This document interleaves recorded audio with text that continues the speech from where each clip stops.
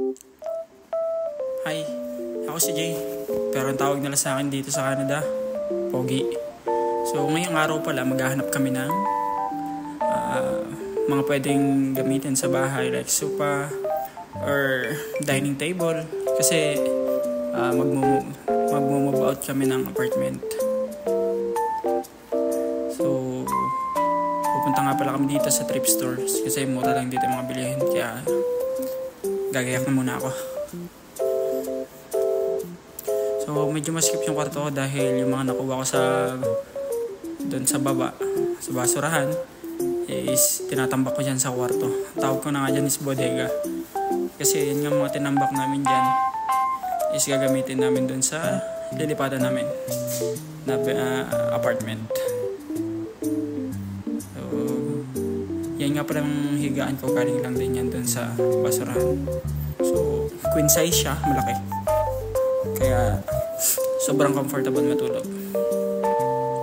So yeah, outfit check lang.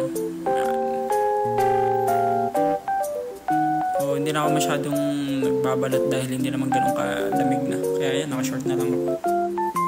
Dahil spring naman. So magli-lipstick tayo dahil syempre para mukhang Barbie, joke lang. So yun yung bintana ko. So maganda pa rin yung view. Doon sa lilipatan ko apartment, ganan na ganan pa din. Ganan din yung view. Ganan din yung itsura ng pinang-apartment. So lahat ng nakikita nyo dyan, galing yan doon sa garbage. So kinuha lang yung lahat doon. So yan, ganda ng view dyan. So ganan din doon sa lilipatan ko apartment, ganan pa din yung itsura ng apartment. Then ito yung itsura ng veranda.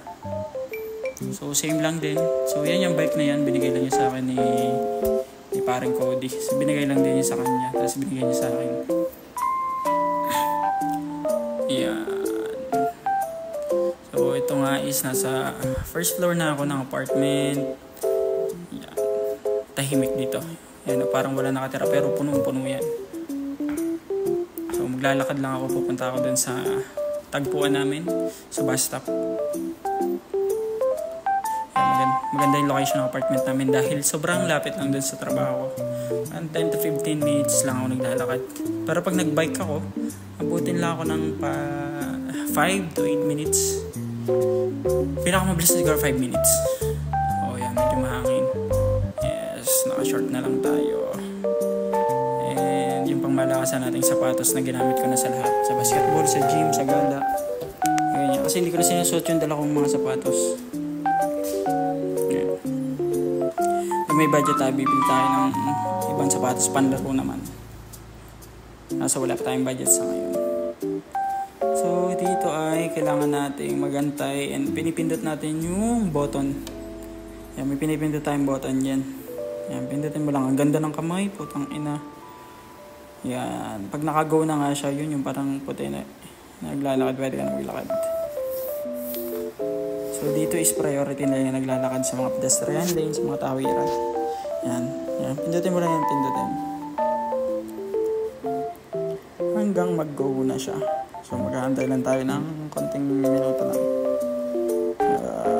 Hindi ba punong-puno na sasakyan? Halos lahat kasi ng sasakyan dito may...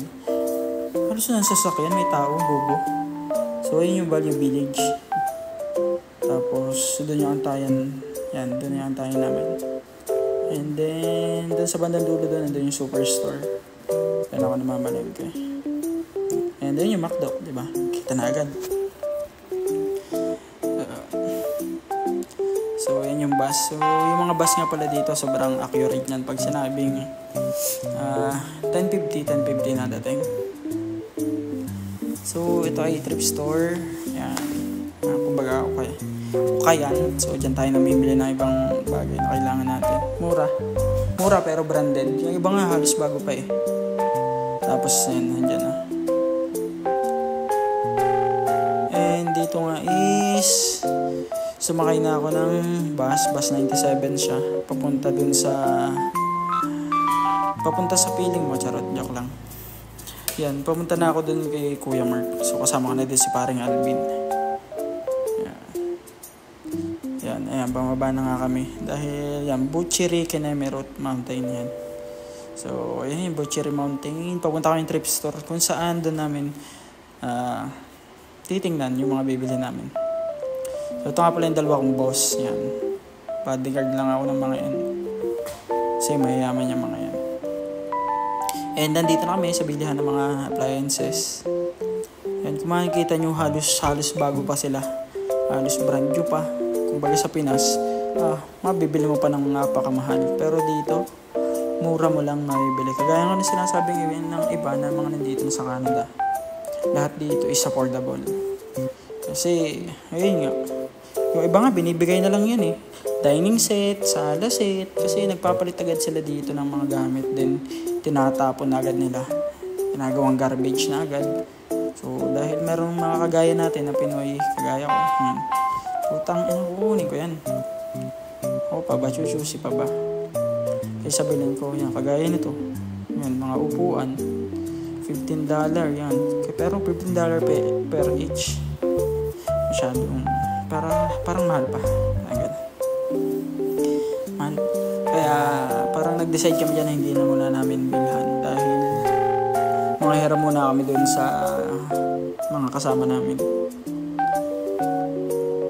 And at the end of the day, natingnan lang namin lahat ng mga kung ano yung pwedeng bilhin. Pero wala kami nabili.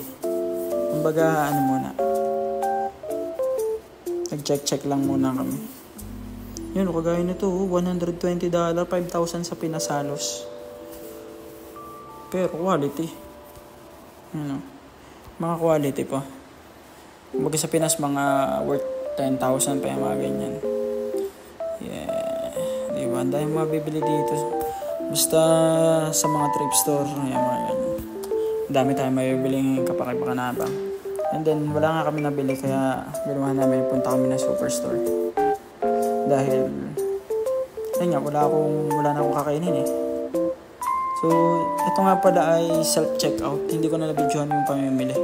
Yan, self-checkout ang tawag dyan, which is walang kahera. Scan mo lang lahat ng barcode. Tapos, yan, yung onion, titimbangin mo, hanapin mo lang. Then, automatic na yan, mag-a-adjust na siya. Sana all nag-a-adjust. Diba? Joke lang. Kaya yan. Medyo hindi ko pa nga alam kung anong pipindutin ko dyan. Ayun. Tangina, 52 na pala yung babayaran ko dyan. Wala na nga pala akong pera nyan. 60 lang yung pera ko. Yun.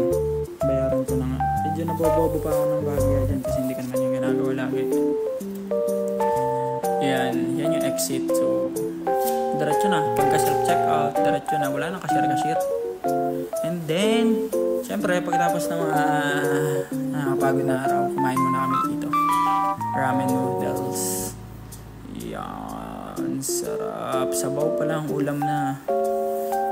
Ang alam ko, beef ramen yung in-order ko. Parang $17 yata yan. Mahal eh. Pero may nakainan kami, mas masarap. So, yun lang. Bye guys. See you next video. Kung may tanong kayo, comment lang.